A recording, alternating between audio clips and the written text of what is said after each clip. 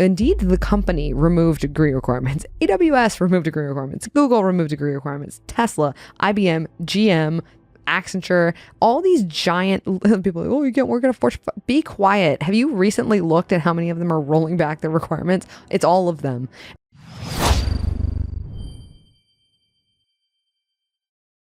Aloha, folks, and welcome back to Degree Free. I am an idiot. Solid opening. When we first originally recorded this episode, I didn't record the audio correctly. And we did this entire episode. Already. And I went to go review it because it came back from the team. And I was listening to what happened here. And I didn't press record on the equipment. Did you do it today? I did do it today. I did. I have to look over there to make sure. Thanks. Good looking out. Yep. Make sure everything's recording. It is recording. Anyway, to you, the listener, you don't know that this is our second take. So hopefully this is much better than it would have already been. And then also I want to comment too, it was a few episodes back. I think it was when I gave you a verbal dressing down about your interview skills. Did someone defend me? No. Oh, guys. Well, they might have. I'm not sure. But what I wanted to say is that at the beginning of that episode, I make a call back to last week's episode. And I said, oh, I promised that I would give you a verbal dressing down on the podcast. It probably didn't make any sense because... You didn't, because this one was out of order. The episode that I promised to give you the verbal dressing down in was this episode that we're re-recording. Well, have the audio tables have turned. Anyway, so while I'm giving you lessons on how to be a good interviewer, all you have to say is just turn the equipment on. That's the sound of humility, folks. Yeah, what an idiot. Anyway, here we are. And the reason why we're re-recording this is because I thought it was an actually good episode. This has happened before, and you were listening, just a peek behind the curtain. You might not have known that. You probably don't know it because if it's not good, we just scrap the whole thing. It has happened before. I was like, it's okay. We'll just do a complete new episode because there's always content that we can make. But this one in particular, I thought was really good. So we're going to do it again. We have a couple of things to add in that's new. So anyway, take it away. One of the things that's new is I just did one of the coolest podcasts I've ever been on. I'm on the circuit now. If you know anybody that you think needs to talk to me, contact at degreefree.co. Tell us, because I am part of the circus. If you are a part of any type of media team or you know somebody that has some sort of platform, podcast, show, YouTube channel that you think has you listening to it, because obviously you're listening to this podcast, then you're saying, yeah, I know somebody. I know Jill. She's in media for whatever podcast, and whatever podcast. Yeah, not whatever podcast. Been there, done that. I know that they have a similar audience to Degree Free because I listen to that one too. If you know anybody like that, please shoot us an email, or you can go to degreefree.co and scroll down to the bottom and fill out a contact form, and that'll email us too. Yeah. So if you do have any ideas, please let us know, and I will go talk with that person and see if they want to have us on talking about what we're doing. But I just had one of the coolest podcasts I've ever done, and I've done a decent amount at this point now. I'm slowly getting my chops, but this one was so cool because the folks that interviewed me, and we'll talk about this one in the future, but the folks that interviewed me were such big fans and clearly have they have consumed so much of our podcast and so much of our content. It was really amazing to see someone who had done their homework that well, which is a good lesson for me as an interviewer, to be as prepared as they were, asked amazing questions. And at one point in the conversation, I said something that I found in my research that just shocked them, that people apparently do not know. And I felt like it was probably a good idea to turn around and tell you guys in case you didn't know. And the thing that I told them that they didn't know was that the Higher Education Act was something that is basically the point where the government got involved in student loans. That is the point where they started subsidizing student loans. They started loaning to parents. They started loaning to people who couldn't qualify for the loans on their own. And at that point, that was 1965. At that point in US history, only 7.4% of the population had college degrees. They had them for things that were legally required, kind of like our analysis has looked at before, which is doctors, lawyers, engineers, things where there's a professional license, that getting a college degree is required to get that professional license. 7.4% of people had college degrees in 1965 when the Higher Education Act initially passed. That's when the government started subsidizing student loans. By 1976, the Higher Education Act had to be amended in legislation. And what they amended it to do was to prevent students from discharging student loans in bankruptcy. And they had to do that. 11 years had passed. At that point, 13.8% of the population had college degrees. So the amount of US adults who had bought college degrees doubled in 11 years, in a decade, essentially. And at that point, the default rate on the loans was so high that the government had to legislate that you could not discharge those loans in bankruptcy. And so my theory is that 1976 is actually how long there's been negative ROI on most of the degrees that have been bought. And that blew their minds because a lot of people don't know that. But it is very clear because, and the point that you and I talked about, which I'm sure you'll point out in a second, is that if they weren't discharging their loans because they could pay them off, the government never would have had to step in to legislate that. If it was a good investment, if it had good return, there wouldn't be a need to do that. Do you know what the default rates were? I do not. I know that they were very low, which is why the government initially started subsidizing them because they thought this is a sure bet. It's very similar to the Big Short. It's very similar to what caused the 2008 housing crisis, where they just went, oh, this is a solid bet. That'll never happen. And then it did. People will never default on their houses. People always pay their mortgage. People will always pay their student loans. And then they didn't. Yeah, or so you think. But I agree with you. I'm just trying not to throw you softballs the entire time. And I'm curious if you actually did know the default rate. I do not. I should look it up, though. We should look it up. But I 100% agree in that you wouldn't have to legislate that it not be part of bankruptcy.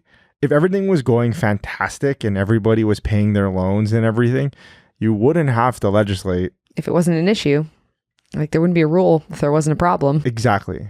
Yeah, that's an interesting find.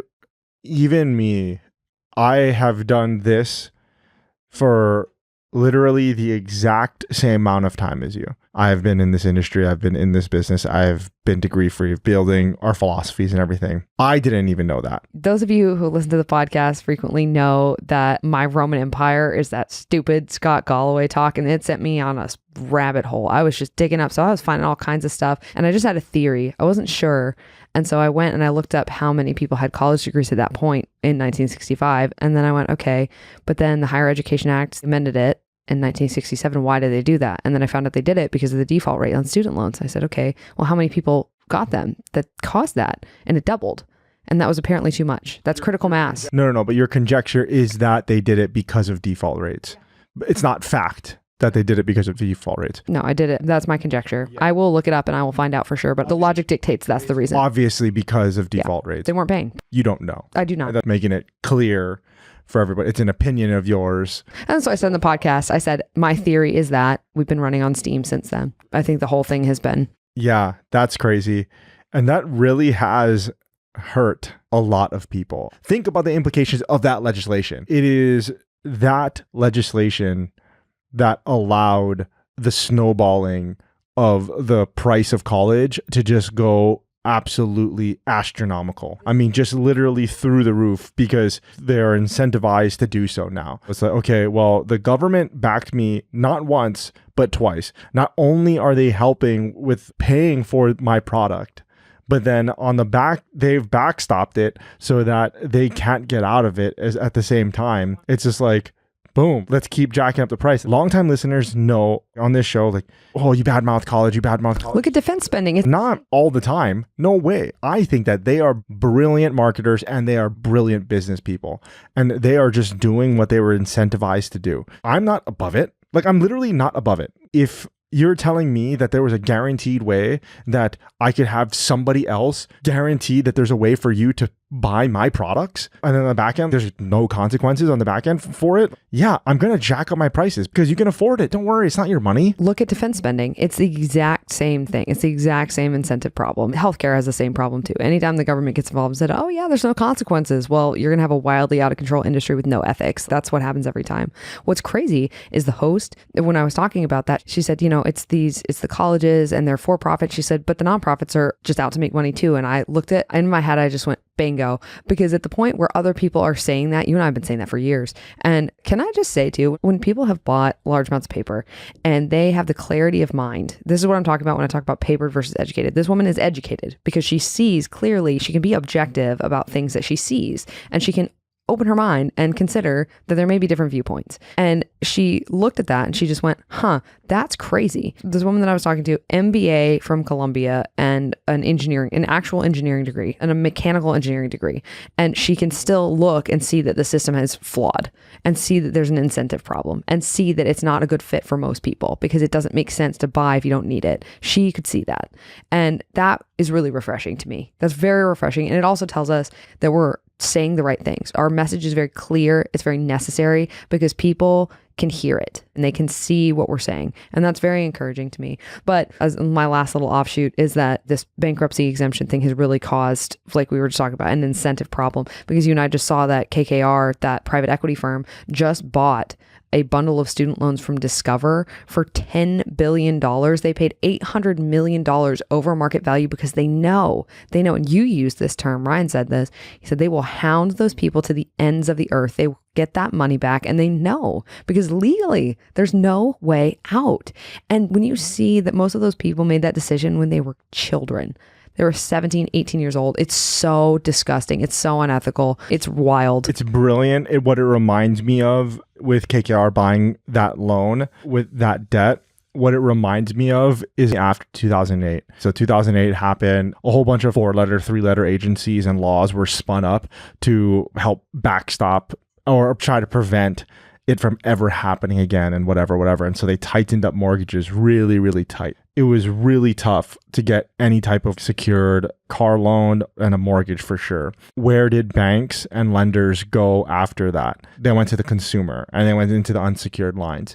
They went into credit cards. They went into unsecured loans, like small personal loans, and they nickel and dimed the American people for millions and millions and millions. And I know this because that was my job. It was literally my second job out of college. It's the one that I tell everybody. Everybody laughs at me for my failed negotiation attempt of trying to get $37,000 out of this lady that's sitting in front of me. But that job where I was getting paid $31,000 a year, the reason why they needed to expand the team was because they were upping their consumer credit center.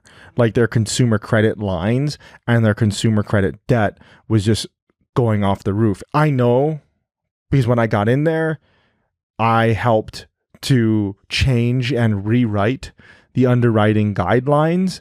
And let's just say that it was very easy to take out unsecured lines of credit. I mean, routinely giving teenagers the maximum amount that we could give them. I don't know what numbers I can say, so I'm not going to say anything. Can't get a business loan though. Right. Can't do that. That's too risky. Can't buy a lawnmower. Because that's how banks make money. It was brilliant of them on their part. They need to find another product line. They need to find another avenue to make more money. And they did. And then they went hard on it. It reminds me the same thing. Now, these other people are realizing the value that student loans have. You know, they're just like, wait a minute, that is super valuable. Let's roll all those up and sell that debt. And let's make a lot of money. And that's what's happening. To be perfectly clear, billions of dollars, $1 billion industry. Anyway, on a lighter note.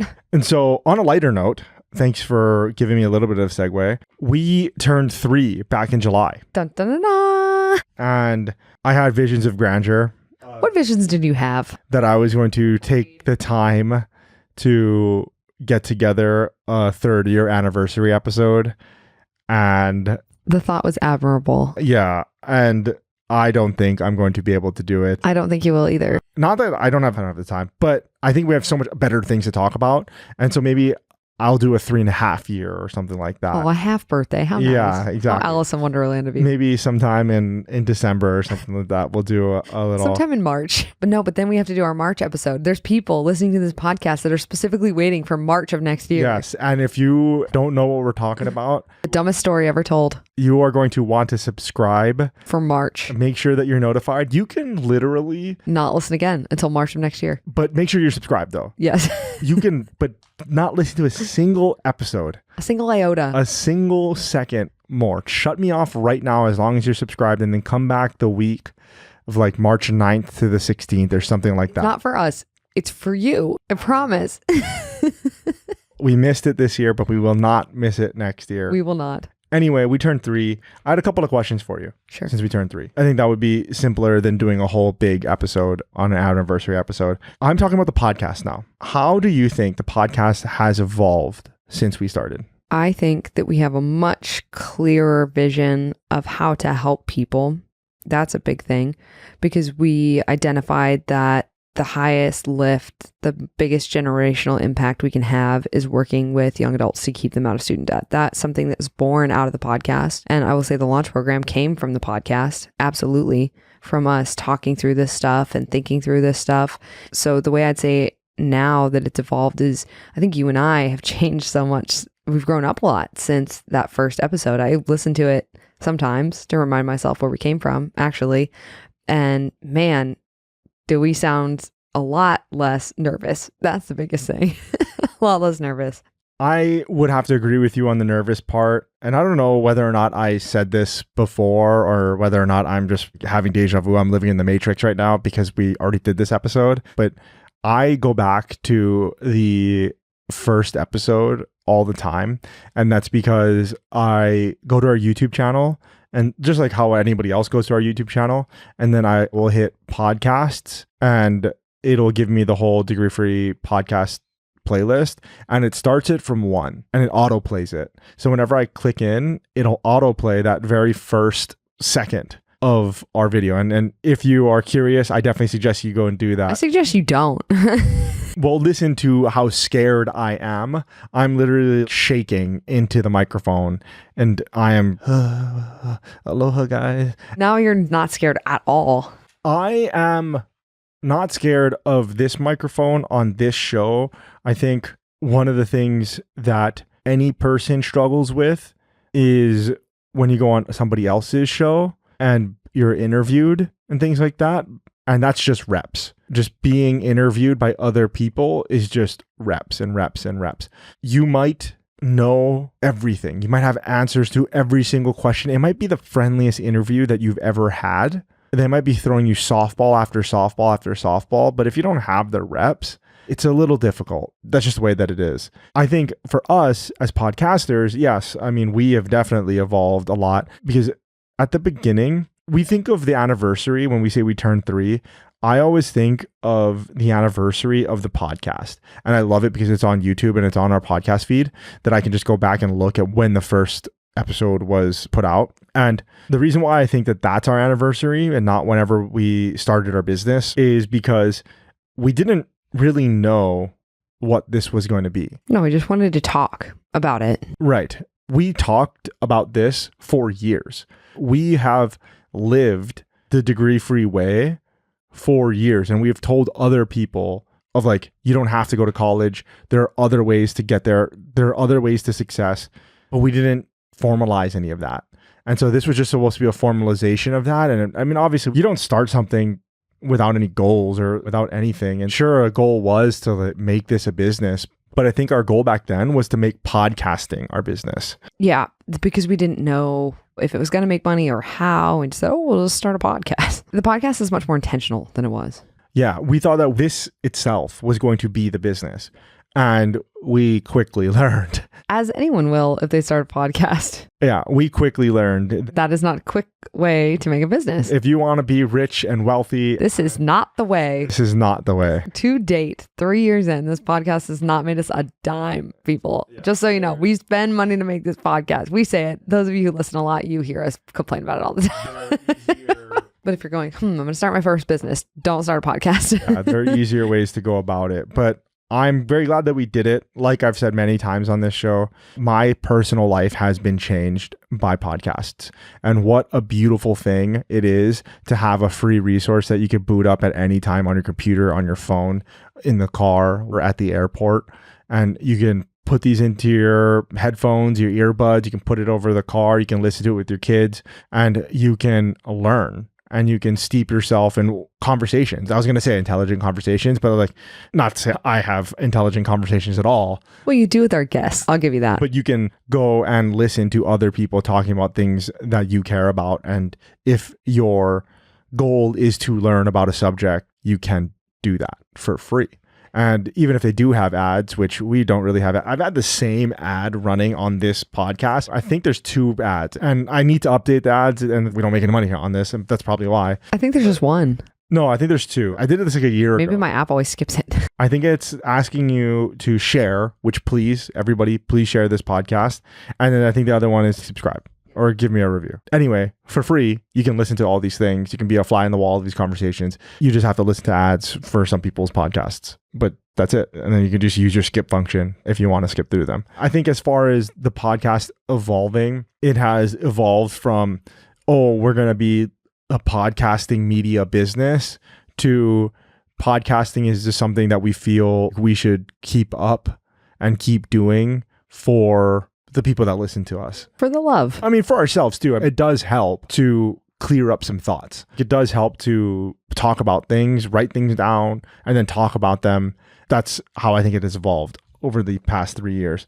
And then the second question is, how has your personal/professional viewpoint on degree-free changed in 3 years? I am purposefully asking you a vague question. So I'll ask it one more time, give you a couple seconds to think about it again. How has your personal or professional viewpoint on degree-free changed in 3 years? I'm 100% sure that we're right. When we started, I was maybe 85% sure that we were right 3 years ago. Now I'm 100%. I am 100% sure that we are basically on the bleeding edge of this and equipping people to teach themselves, equipping people to feel bold enough to try to learn what they want to learn, to try to do what they want to do.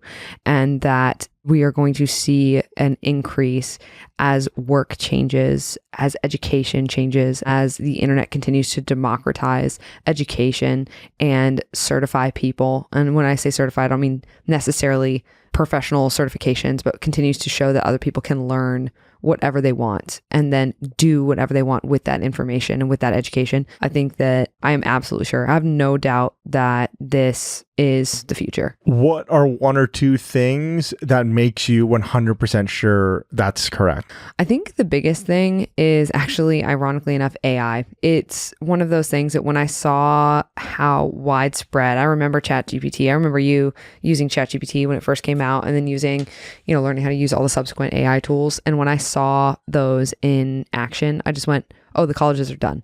They're so archaic as it is.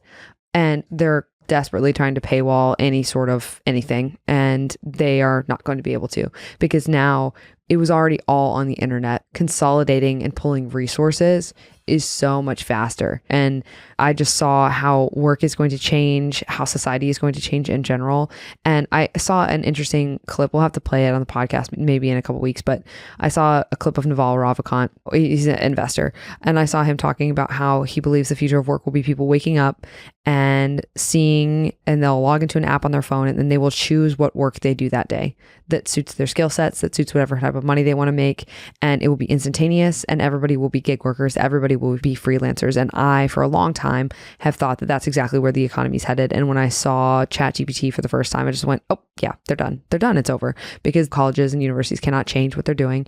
They are concreted into their own business model, and they will not change. The only thing they'll do is try to speed up the process of degrees, but the degrees themselves are now useless unless they're required for legal licensure. And I think that we'll talk about later in the episode, but that's under threat also.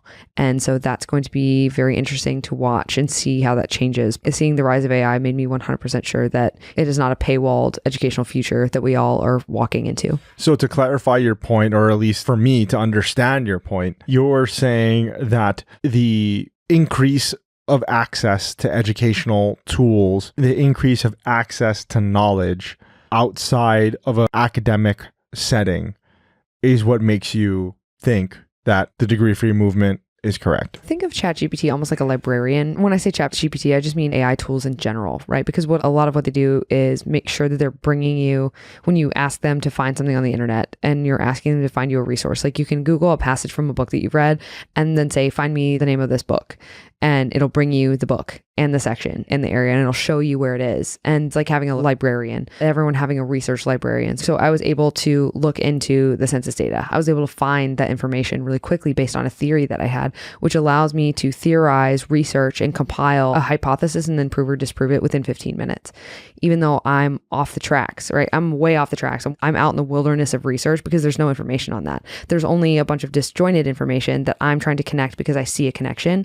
And for people who are trying to learn something, whether they have a hypothesis about something that happened in the past, or they're trying to learn linear algebra, or they're trying to learn how to write a book and they're not sure where to start or what to do, whatever they're trying to do, whatever they're trying to teach themselves, being able to ask an AI librarian, essentially, a question and then have it give you the resources you need to get to learn what you need to learn.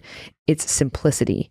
So all the information was there, but getting it was really difficult. And so now a lot of people, people aren't motivated enough to, that's crap. They just don't know how to look. And now they don't have to know how to look. They need to know how to ask AI to bring them the information that they need, or the resource they need to get the information that they need.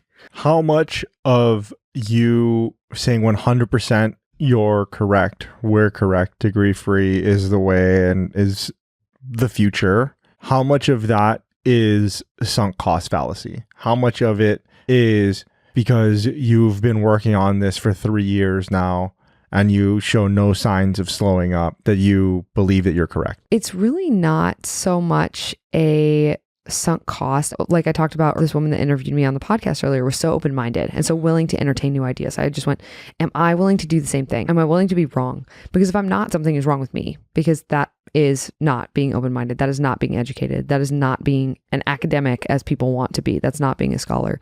But the more I look, the more it's just unavoidable writing on the wall. To me, how it feels is just discovering gravity and saying, guys, this is what's causing the stuff to fall out of the sky. And people just go, no, it can't be that. And that's really what's cementing it. Even if I go into it was going, all right, let me just look at this and see what I find.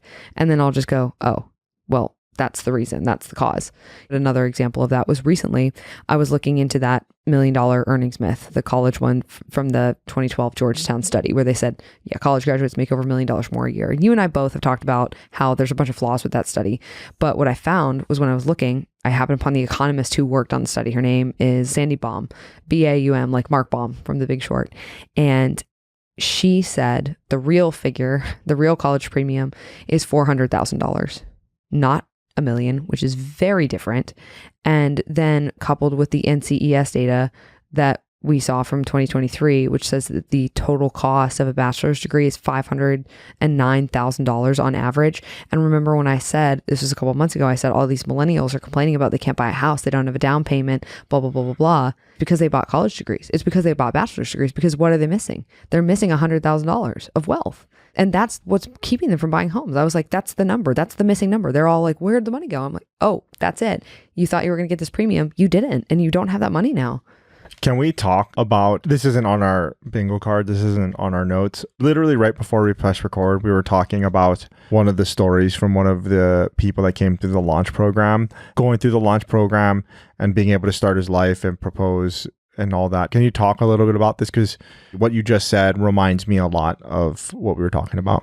Yeah. One of the things that I've noticed about, and there's so many things because of the podcast I did today too. One of the co-hosts on the podcast is writing a book called Talk to Your Boys, which is basically a guide for parents to talk to their sons about issues that are really important that are impacting them, because they are disproportionately being affected by a lot of different elements in society.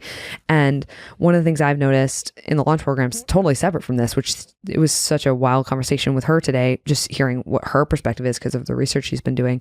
But I've noticed that the boys that come into the launch program, the young men that come into the launch program, they really lack direction. A lot of times kneecapped by the school system they're in. There's nothing wrong with them. They've just been told that they're failures. They've been told they're bad at things. They've been told they can't do things their whole life. It's like somebody putting up all of these bumpers constantly in random places, and you're constantly running into them. And by the time they get to me, they're almost bruised. And it's really sad. It's super discouraging. And so I had one young man come through the launch program, 19, and one of the things he told me in his interest inventory in the beginning was that one of his goals was to propose to his girlfriend and get married and buy a house and have kids. That's what he wants. And a golden retriever.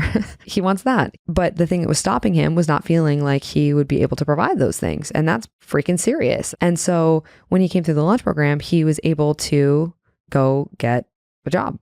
And after that, he was going to go propose to his girlfriend. And what I was saying on the podcast today was that the work we're doing, we didn't start out realizing it would be this high impact. We thought that it would be, oh, wow, just keep him out of debt. But what I'm slowly realizing, and where maybe I'm drinking our own Kool-Aid, but it's stuff that you and I didn't anticipate because we couldn't have known. We knew what the problem was and we set out to fix the problem. We fixed the problem. And then downstream from that, all these other problems get fixed. I watched this have generational impact in front of my eyes, where not only did he get direction, not only did he get work that fits the life that he wants to live, he now feels enabled to be miserable just like the rest of us.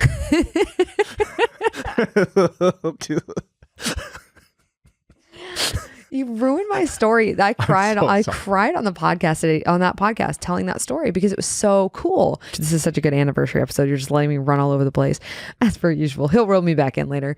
But basically what's happening is there's just transformational change going on, because a lot of what these kids need is they just need direction. And once they have it, they're gone. And it's so amazing to see that that was right. They just need to feel someone to go, oh, you could do that. Do this. And then do this. And then they're like, okay, I can do that. And then they do it.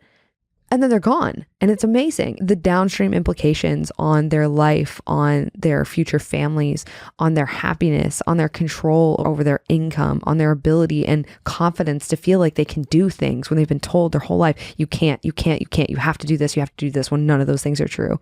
It's just amazing to watch. Talking about the interest inventory, when we work with young adults in the 16 to 20-year-old range, we start with that, and we always start with their goals. We always start with like, what do you want your life to look like?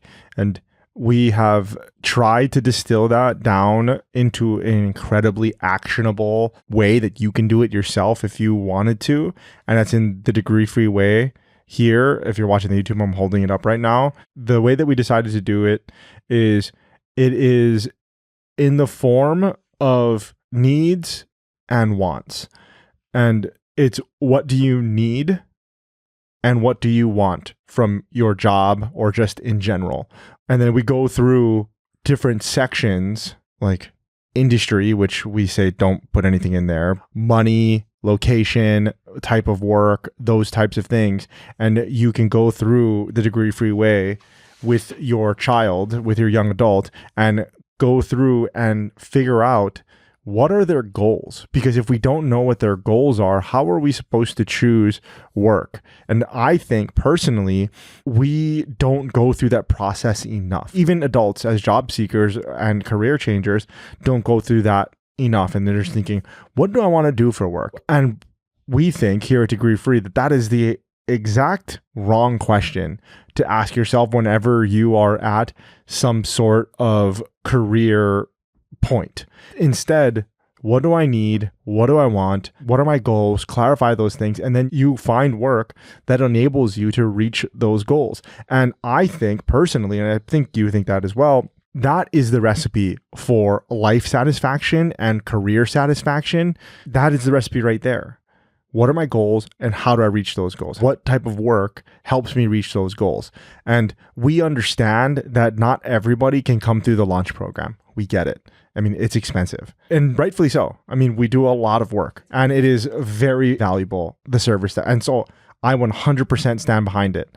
If you don't know where to start and you don't have the money to pay us to work with your child, or you're like, I don't know, I'm really new to this degree-free thing, the degree-free way is the best way for you to work through this with your young adult.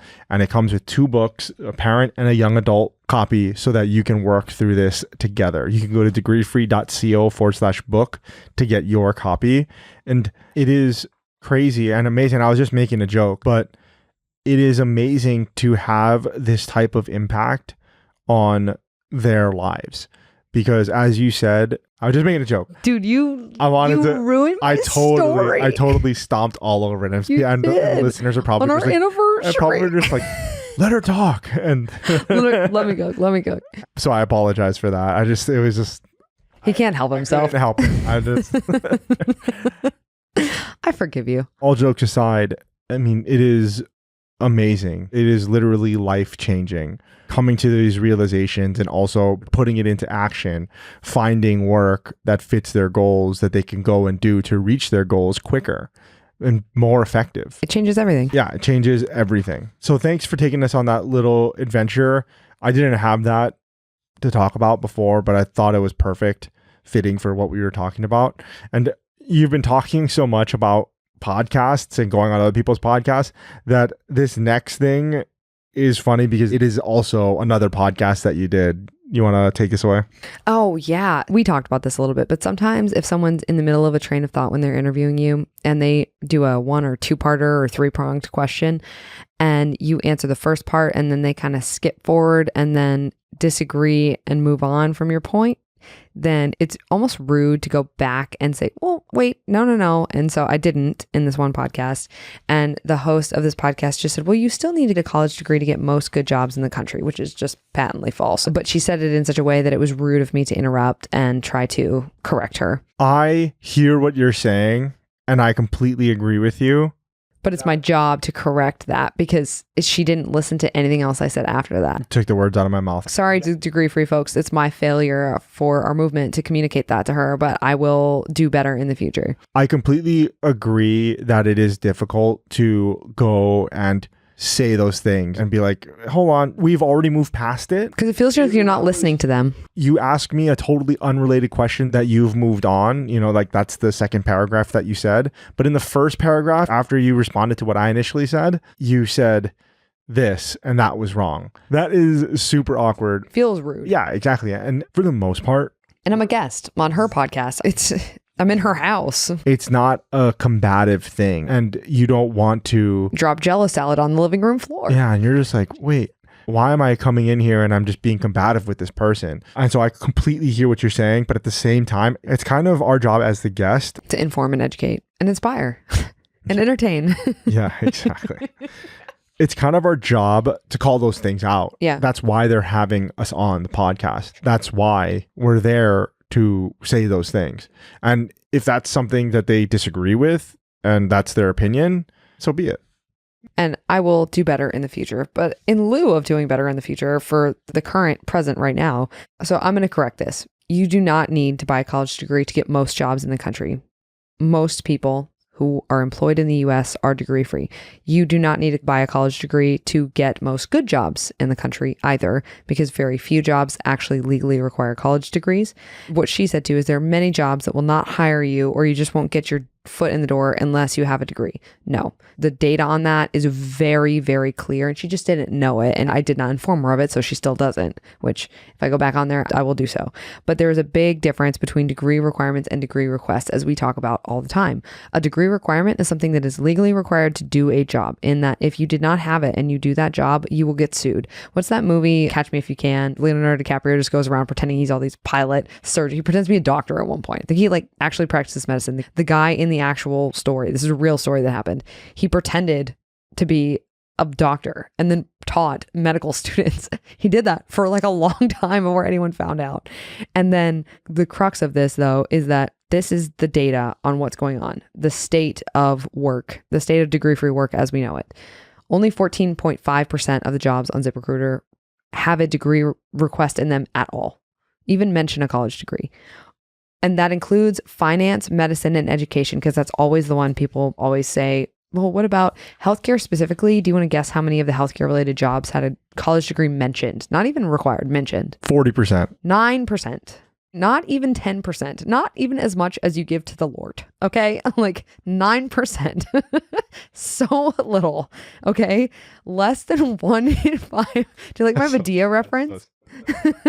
You interrupted my story, man. Go on. Less than 1 in 5 on Indeed list a degree at all as of 2023. Less than 1 in 5 of them list a degree in the job description at all. Not even required. Just a college degree preferred also falls into this category. That's how few. Indeed, the company removed degree requirements. AWS removed degree requirements. Google removed degree requirements. Tesla, IBM, GM, Accenture, all these giant people are like, oh, you can't work at a Fortune. Be quiet. Have you recently looked at how many of them are rolling back their requirements? It's all of them.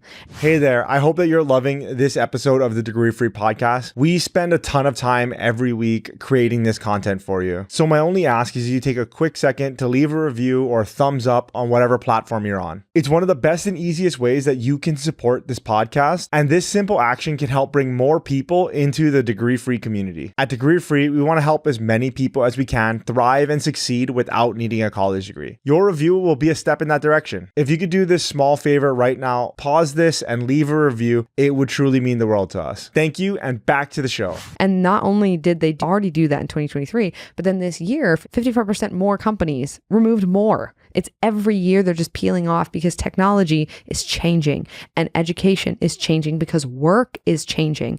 And we have been selling college as an avenue, as a pathway to work when it has literally nothing to do with it, unless it is legally required. That divorce is about to become very evident, which is part of why I'm so sure about what's going to happen. Just to jump in here a little bit, to her point, she might be right though. And I'm just playing devil's advocate because there might be, and there probably are, companies out there that have the hiring practices that if you do not have a college degree, we will not hire you.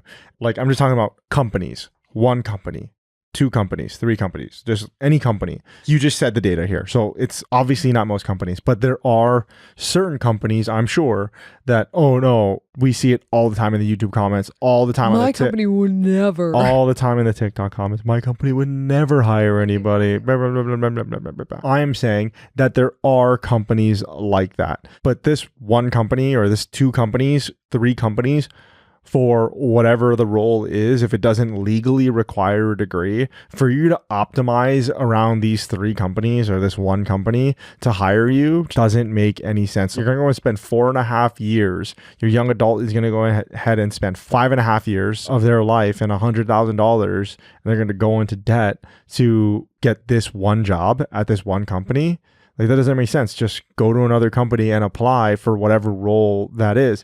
It's very similar to going to a company that only hires like 120 pound people. Oh, I only hire people that are 120 pounds. And it's like, well, I'm like 220 right now. So I guess I could absolutely lose 100 pounds. Or I could just apply next door. Or I could just go to a company that doesn't have such stupid rules. Just go to a company that doesn't hire just 120 pound people. Also, the trends show that if you wait long enough, the company that you applied to will remove their requirements too. It's coming. And it's coming because companies are money focused and degree-free people churn less. That's the biggest takeaway that college graduates don't seem to understand. And oh, they're paying less. No, they're going to pay them exactly what they're going to pay you, but they are not going to leave. That's what's going to happen. That's why they're hiring them over you. My theory, people have had some success with removing the degrees on their resumes and applying because employers are actually actively looking for not that. And there was recently a study done. A 2023 study showed that 800 US employers said they were likely or very likely to hire experience over degrees. That is what they're doing. It's now dripping down to a policy level. It took some time to drip down to the actual HR because usually they are papered, and it took some time to retrain them, and it's still taking time to retrain them. But on the flip side too, with the legal requirements, states are removing degree requirements too. Here are 18 states that have removed degree requirements: Maryland, Delaware, Virginia, Pennsylvania, Alaska, Colorado, Utah, North Carolina, New Jersey, Connecticut, New York, Nevada, Washington, Kentucky, Ohio, Illinois, Missouri, and Minnesota.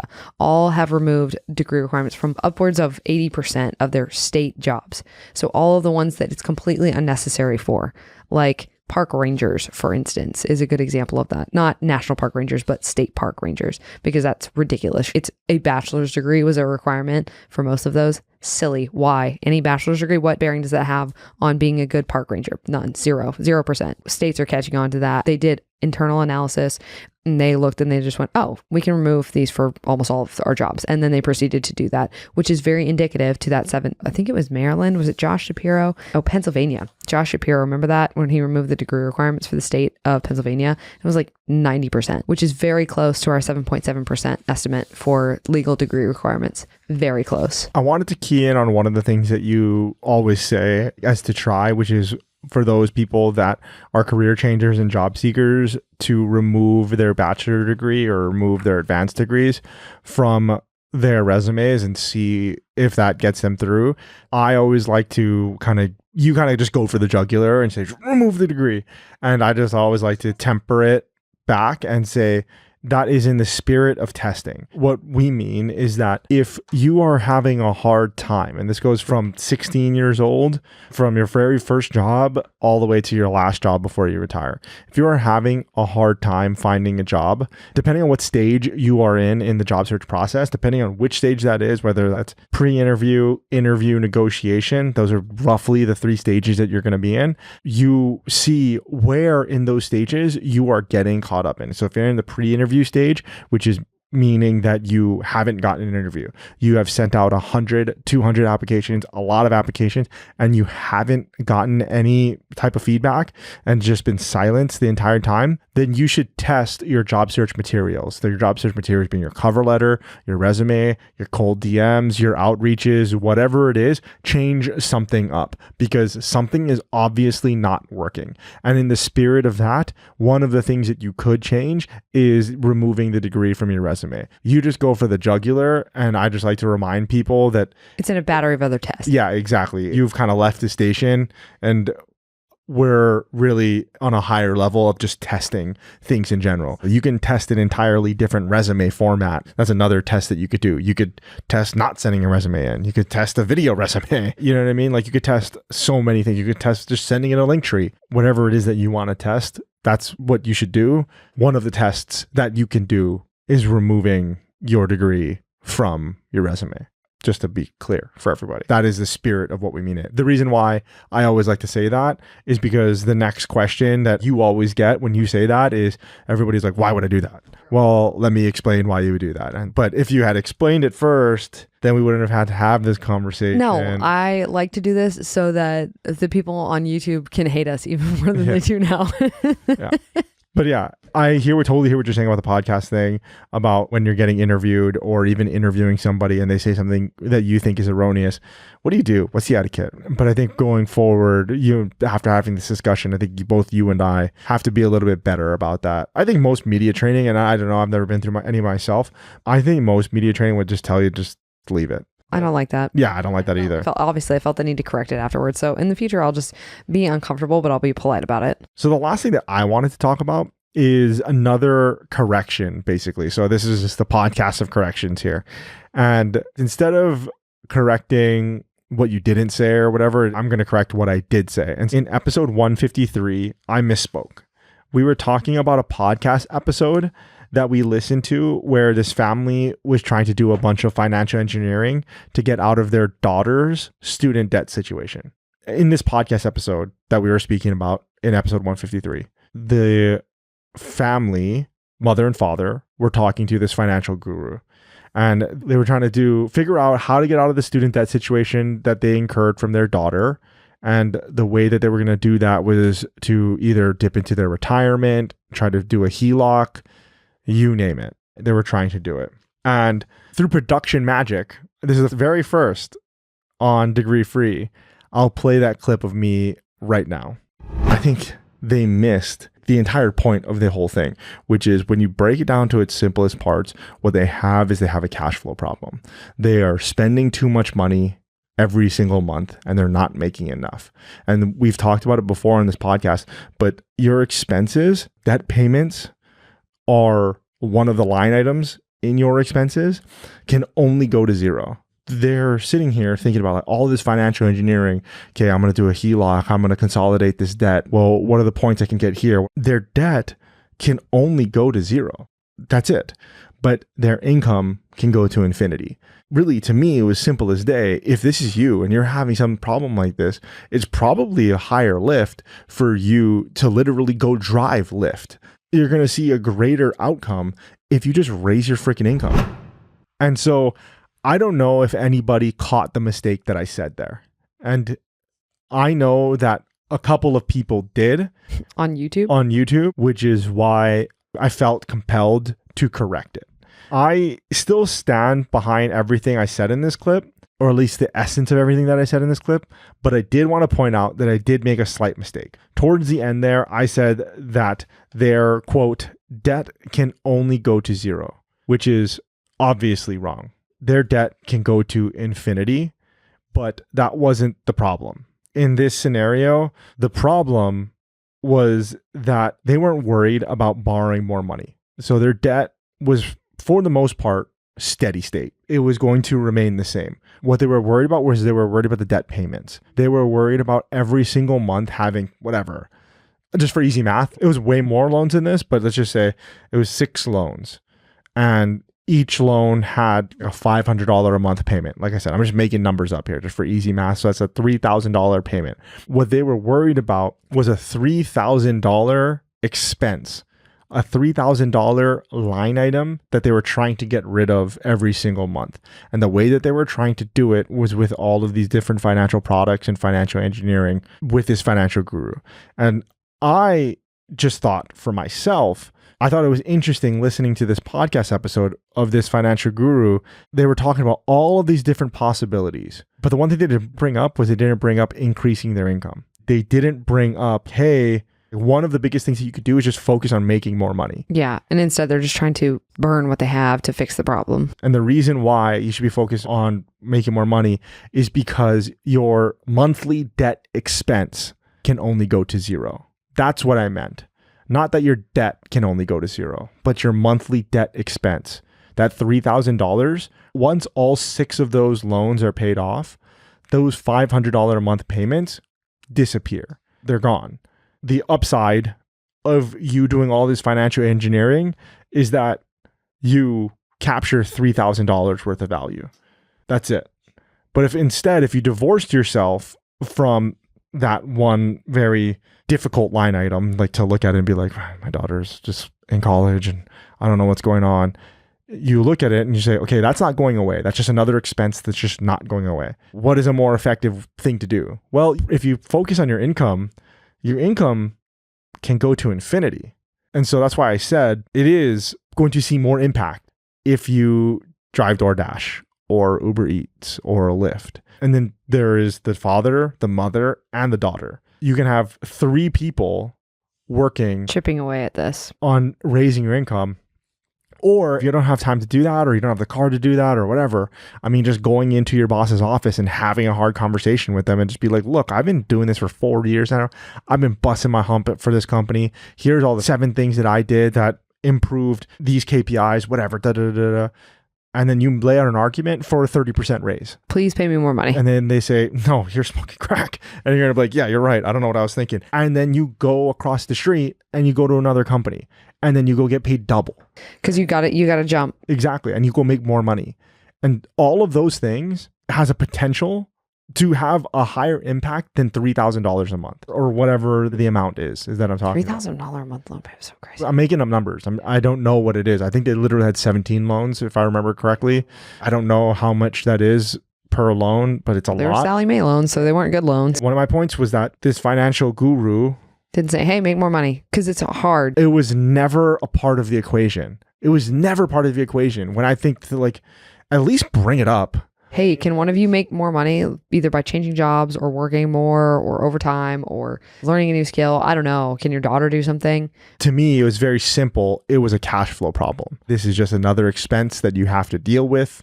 And one of the best ways to deal with it, obviously, you're trying to get rid of it. But instead, you're doing all this crap and you're going to dip into your retirement. And yeah, easier said than done. I get it. You're busy. You got kids. You got soccer. You got whatever. I'm not saying it's easy. You got to do it. Neither is paying a multi-$1,000 loan payment every month. And so anyway, that was a correction that I wanted to make because it was very obvious that I did make a mistake there. 100% made a mistake there. Your debt can go infinity and beyond. Yes, your debt can go crazy. There will always be someone to loan you money. And wow, that just tied so nicely into the beginning of our podcast episode. There will be your mortgage, in credit cards, then unsecured, then your car loan, then your mortgage, and then whatever. And then once you get super levered and you're like up to your gills, they'll do debt consolidation loans. Oh yeah, and the debt consolidation loans. And then once you get up there, then you got payday loans, you got loan sharks, and then you got Rocco up the street. You know, if you don't pay him, he's gonna kick your cat or crowbar or whatever. Exactly. And then once you Rocco, then you got Geo. down the street. Whoa. We're getting a little... I am absolutely picturing people in my mind. 100%. If you're wondering if Ryan's profiling, he is. 100%.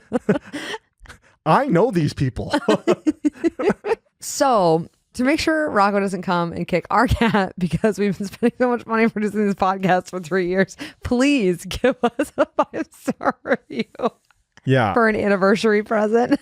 We'd love it if you did that. If you made it all the way to this, you will know that the flashback is new. And I want to know what you think about that, because that actually took me longer than I thought I was going to, because I had to listen to that whole episode because it wasn't timestamped. So I had to like listen to it and figure out where I said it, and I had to cut it out. And since this is a 3-year episode, Lisa, if you noticed that it was really good.